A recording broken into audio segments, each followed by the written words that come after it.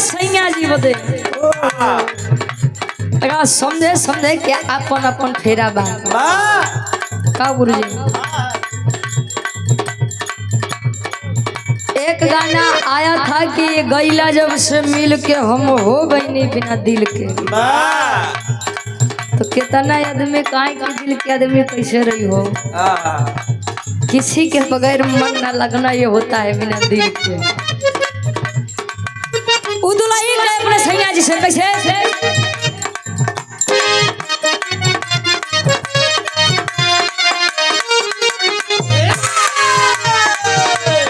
हिले के बोलंगी यंता रोज हिलता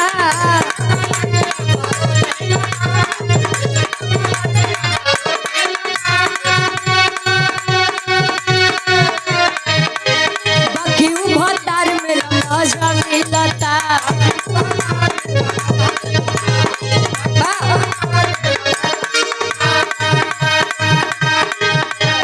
हिले के बोलंगी यंता रोज हिलता बाकी उभतार में मजा मिलता। सौखी बरखात नइखे सौखी बरखात नइखे सही से मिलना बलम के बांगुर बाबेलना बलम के बांगुर बाबेलना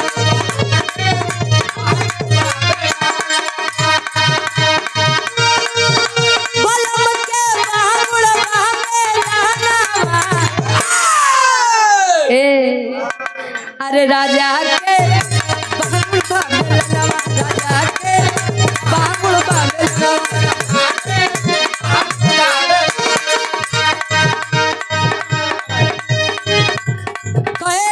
हिले के पलंगिया त रोज हिलता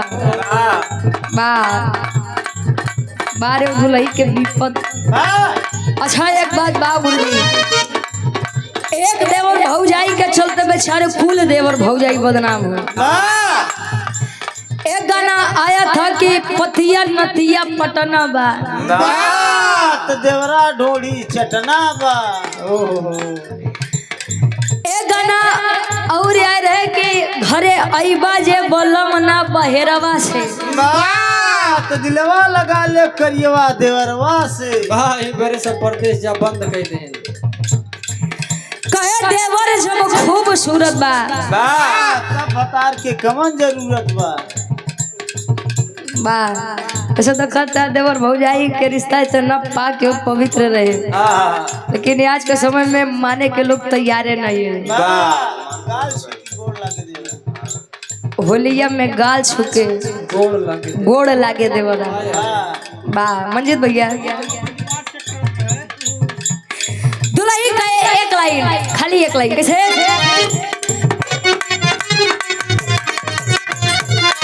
भइल बटे बड़ी तीर छोल देवरा देवरा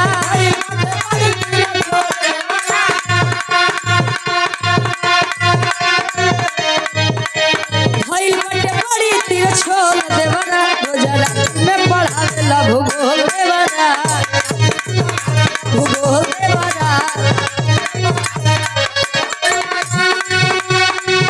कहे तने नहीं दुनिया बतावे गोल गोल देवरा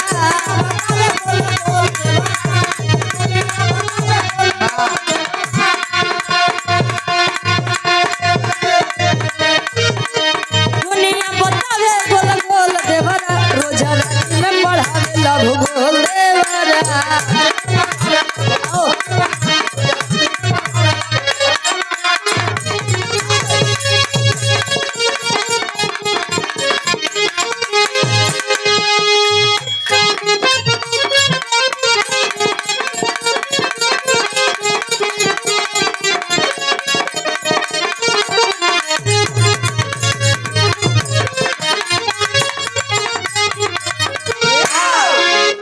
धुन धर झर अब वंदना के आप लोग आनंद ले लिया है 5 मिनट के छोट सा लोकगीत।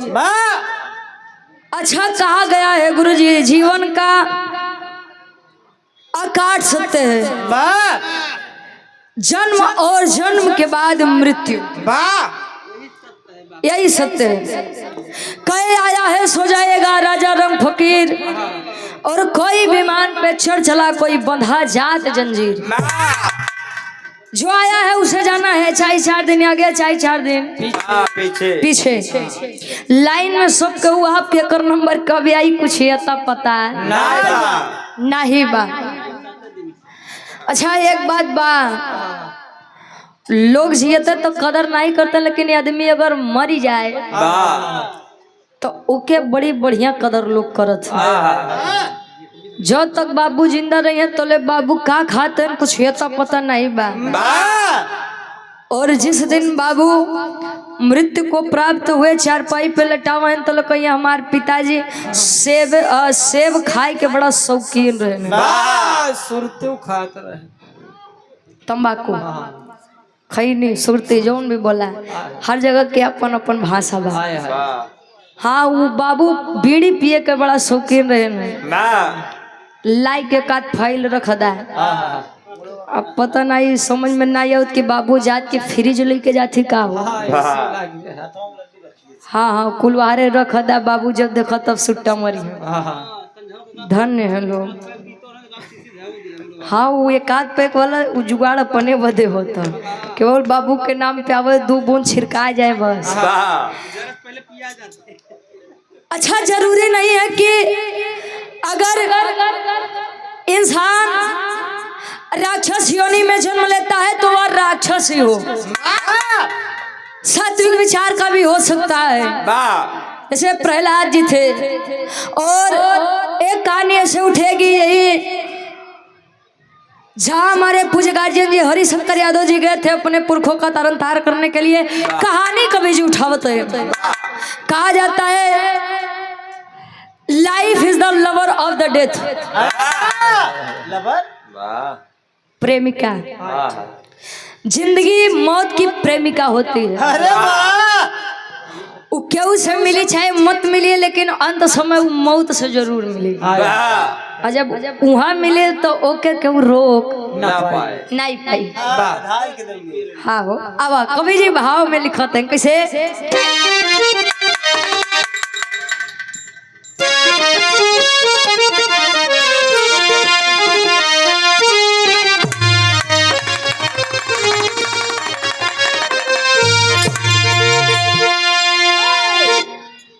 अरे तगाय सुर ललनवा हो,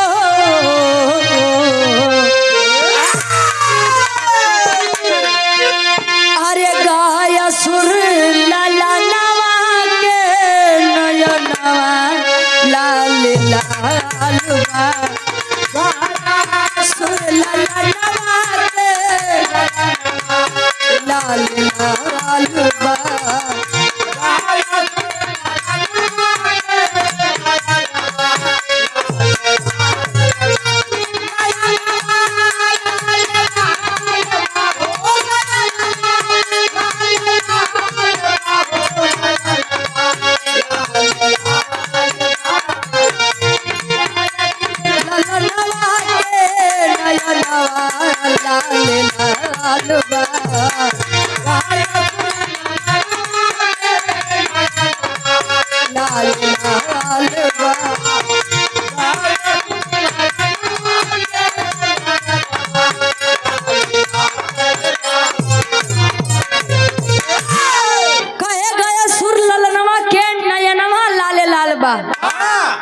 गया सुर राक्षस योनि में जन्म लिया था, लेकिन कभी भी उसके अंदर यह नहीं हुआ कि देवताओं को पराजित करना है, उनके स्वर्ग लोक को हड़पना है, कभी भी नहीं।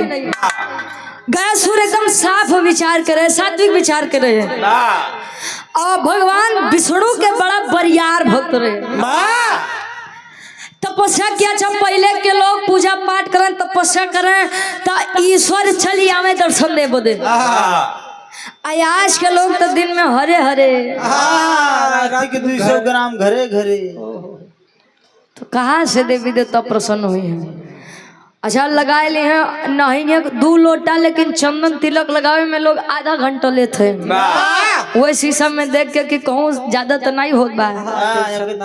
हाँ एकदम सही से लागे तो बढ़िया बा। बाहरे आजकल के पुजारी वाह गया सुर तपस्या किया, विष्णु जी प्रकट हुए, कहे बोल बेटा क्या चाहिए?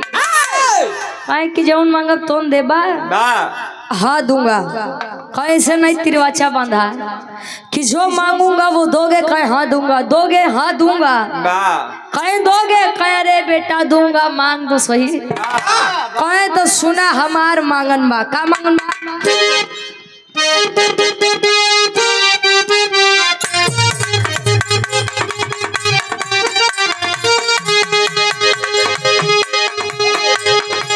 कई के तपस्या विष्णु जी के भोर वाले पाया है।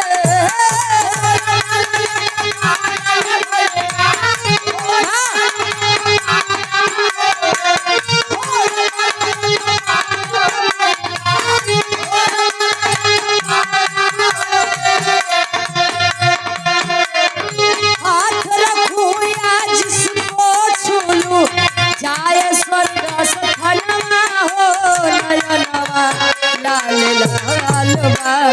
गाया सुर ललनवा के नयनवा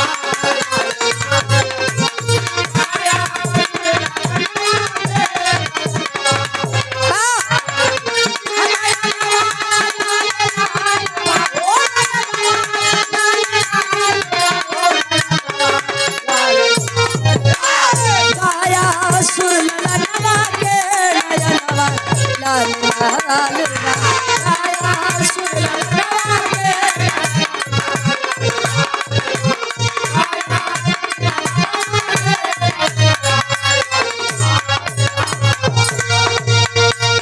कई के तपस्या विष्णु जी से घोर वर एक पाया है। वाह और हाथ रखूं या जिसको छू लूं, जाए स्वर्ग स्थनमा हो नयनमा लाले लाल बा। वाह गया सुर बोला स्वामी वरदान में मुझे यह चाहिए कि मैं जिसके ऊपर हाथ रख दूं या जो कोई मुझे छू ले वो कितना बड़ा अधर्मी हो, कितना भी बड़ा पापी हो, वो नरक में नहीं केवल स्वर्ग में जाए। वाह अब विष्णु जी फंस गए। अच्छा कहूँ कहूँ हो तो गुरु जी की तिरवाचा बंधाई के बाद बड़ी दिक्कत हो तो। अब विष्णु जी फंस गए। कहें बेटा दूसरा कुछ मांग ले। वाह कहे कि ना ना मांगब तो एक चीज मांगब, नहीं तो नहीं मांगब। अभी बताओ तू देबा कि नहीं देबा, तू हार काम बा। बतावा जब देवा क्या है क्यों? वाह अच्छा भाई विष्णु जी तिरवाचा बांधे थे। कहे ए मस्त बेटा ऐसा ही होगा। वाह तू जिसके ऊपर हाथ रखेगा या जो भी तुझको छुएगा वो कितना भी बड़ा अधर्मी हो स्वर्ग ही जाएगा। अच्छा धीरे धीरे ऐसा हो लोगन के पता चले कि यार कितनो बरियार पाप करबा, अगर वो गया सुर के छू लेबा तो केवल स्वर्ग में स्थान मिली। वाह अब लोगों की भीड़ लगने लगी कि यार चलो कुछ भी कर, गया सुर का छुआई के बाद, केवल छुए के बाद। वाह स्वर्ग लोग कम मार्ग जब एकदम गुरुजी भरे लाग, स्वर्ग लोग जब एकदम भरे लाग, नरक लोग खाली। यमराज जी बेचारे एकदम परेशान क्यों रे साला, ये क्या हो रहा है? चोर मर रहे हैं तो भी स्वर्ग जा रहे हैं, बलात्कारी आदमी मर रहे हैं तो भी स्वर्ग ही जा रहे हैं। जितने पापी हैं सारे सब स्वर्ग जा रहे हैं। जितने अधर्मी हैं साले कुल स्वर्ग लोग जा रहे हैं, तनी नरक लोग के करे वो देवा। अच्छा वह समय में रहे, मान ला गया सुर रहे तो गया सुर से लोग स्वर्ग लोग पहुंचे। आज के समय में के बाद कि जे मराद बा कुल स्वर्ग लोग जाते हैं। कहो अच्छा जब पृथ्वी का और उस तरफ यमराज जी का आसन डिसबैलेंस होने लगा कि अरे यार ये तो गजब होत बा। गए विष्णु जी के पास, कहे विष्णु जी का वर दे के चला आया है, ऐसे बड़ी आफत बा। अब या तो गया सुर के मारा या तो कुछ करा, लेकिन ये अनर्थ होए से रुका। विष्णु जी पहुंचे गयासुर से कहे कि बेटा तुमने मुझसे जो मांगा था मैंने तुमको दिया है, वाह अब मैं भी तुमसे कुछ मांगना चाहता हूँ। कहे क्या? कहे मांगू दोगे? कहे कि अरे स्वामी आप वहीं के भक्त है, कैसे नहीं दे। कहे सुनो फिर मैं तुमसे मांगता हूँ। क्या मांगे?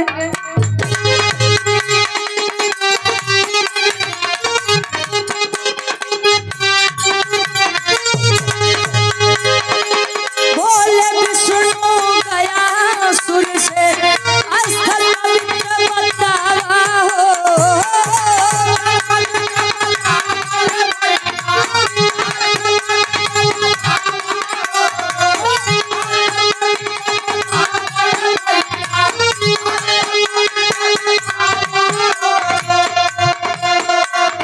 तोहरे हृदय से बढ़िया नाही, तोहरे हृदय से बढ़िया नाही, केहू के बाटे मनवा हो। नयनवा लाल लाल बा, गयासुर ललनवा के नयनवा लाल लाल बा।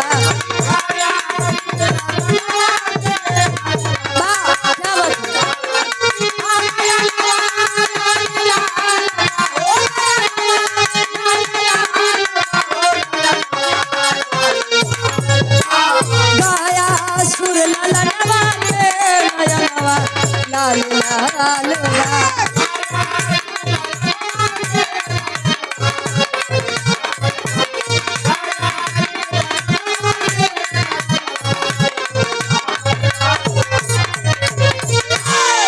विष्णु जी बोले बेटा मुझे तुझसे एक काम है और काम यह है कि मुझे हवन करना है। वाह कहे तो कीजिए ना, क्या दिक्कत है? जो भी दिक्कत होगी हम देख लेंगे।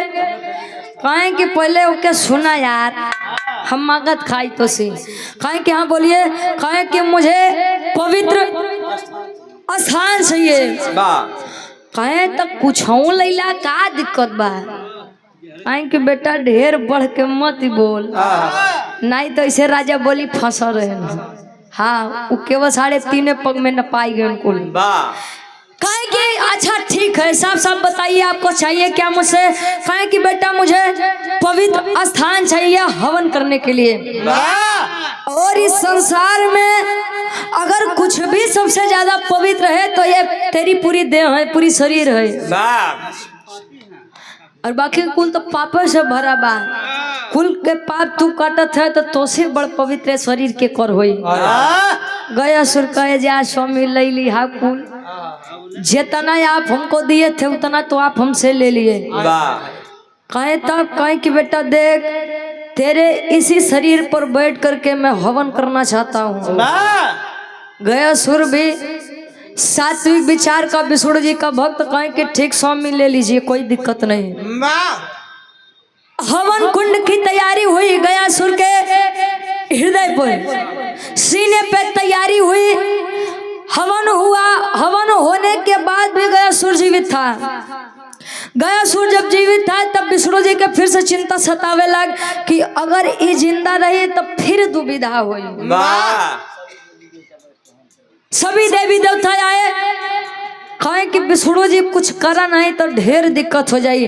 विष्णु जी हवन करके और अपना गदा ले करके गयासुर के ऊपर खड़े हुए हैं और अपने गदे का भार जब गयासुर के ऊपर रखे तो गयासुर जान गया कि अब मैं नहीं बचूंगा। कहे ए स्वामी, हर एक इंसान से उसकी आखिरी इच्छा पूछी जाती है, मेरी भी कुछ आखिरी इच्छा है, बताइए कि आप मेरी इच्छा को पूरी करेंगे? कहे बिल्कुल पूरी करूंगा बेटा, तूने मेरे लिए अपना शरीर दान दे दिया, क्या चाहिए बोल? कहे कि स्वामी मुझे यह चाहिए कि जब मैंने जीते जी इतने लोगों का तरन तार किया है, कितने लोगों को मैंने स्वर्ग पहुंचा दिया है, तो मरने के बाद भी जो भी मेरे इस शिला के पास आए अपने पुरखों का तरन तार करने के लिए, उसकी 7 पीढ़ियां तर जाए मेरे इस शिले के पास आने के बाद। विष्णु जी कहें कि बेटा यो मस्त जब तुम्हारा आखिरी इच्छा ये बा तो ऐसा ही होगा। जो भी सच्ची श्रद्धा से आएगा अपने पुरखों का तरन तार करने के लिए, उसकी 7 पीढ़ियों का तारन तार होगा, ये मैं तुझसे वचन देता हूँ। और आज भी लोग मान्यता बताते हैं कि जब तक लोग अपने पुरखन के पिंडा दान नहीं करते तो ले वो आत्मा भटकत है नश्वर संसार में। कहे वेद में भेद नहीं, भेद है विद्वानों में। लोग कहते हैं गुरुजी कि कलयुग के जब अंत होई तब बैगन लग्गी से तोड़ाई। लग्गी के मतलब डंडा। हमारे काका दादा वे लेके चलत है ना, तो जब वो बैगन लग्गी से तोड़ाई तो आदमी मनबे न करिए कि अरे यार ये कलयुग में 3.5 हाथ के आदमी रहते रहे, हम लोग तो साला 3-5 इंच में रह जाते हैं। का गुरुजी ऐसा लोग बताते हैं कलयुग के अंत में ऐसा होगा। और आज भी प्रमाण है। आज क्या तारीख बहु 16 मार्च, और ये आज के समय में भी जीता जागता प्रमाण बा। कहाँ बहु प्रमाण? आखिरी भाव में कवि जी बताओ तो।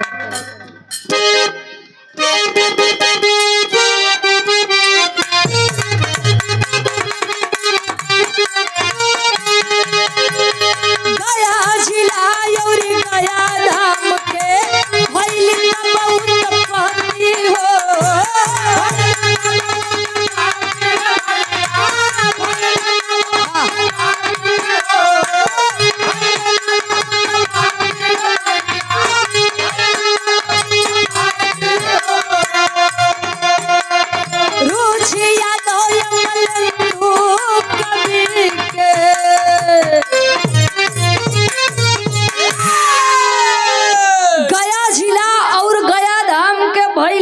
उत्पत्ति हो। लोग दर्शन अगर करने के लिए जाते हैं तो 4 धाम गुरु जी। एक ही गया जिला में गया धाम, जगन्नाथपुरी, और सबके अलग अलग अपन अपन एक कहानी बा। एक है रामेश्वरम धाम, और चौथा का है और चौथा उज्जैन नगरी। ये 4 नगरी पे लोग जाते और आए के बाद ही गया जगन्नाथ जी के भंडारा देते। अब यहाँ तो नहीं पता, लेकिन हमारी तरफ लोग जाते तो ये उम्मीद छोड़ देते कि आदमी अगर लौटी तो सही सलामत लौटी, कि दिमाग से सही लौटी, कि दिमाग होकर खराब हो जाए, ये लोग बतावत है। खैर जब उम्र हुई तो ले जावा जाए का गुरुजी। हाँ खैर अबे तू जाए लायक नहीं है। ना अबे वो जाए लायक थोड़ी यहाँ कहो। कहे आखिरी भाव। अरे रुचिया दो कवि के, अरे सुंदर है रचनवा हो नयनवा लाल लाल बा।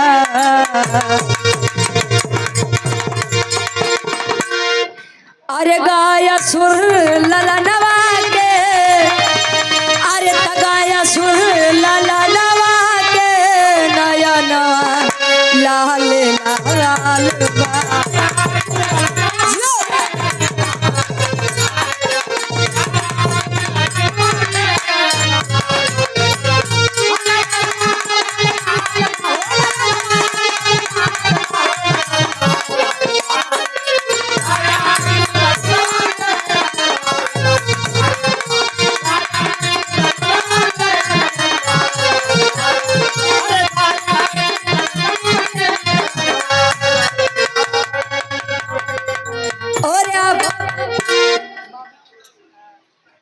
बाबू खेड़ा से आप हमारी धर्म की बड़ी बहन वीना यादव जी, ये सुंदर माला और 501 रुपए का सम्मान। बहुत बहुत धन्यवाद। आशीर्वाद के 4 की बच्चे अपनी कला में कामयाब रहे। अब आप लोग सुधीर भैया से आनंद ले, जब फिर नंबर आई तो एक बढ़िया से बिरहा हो जाए। बहुत बहुत धन्यवाद।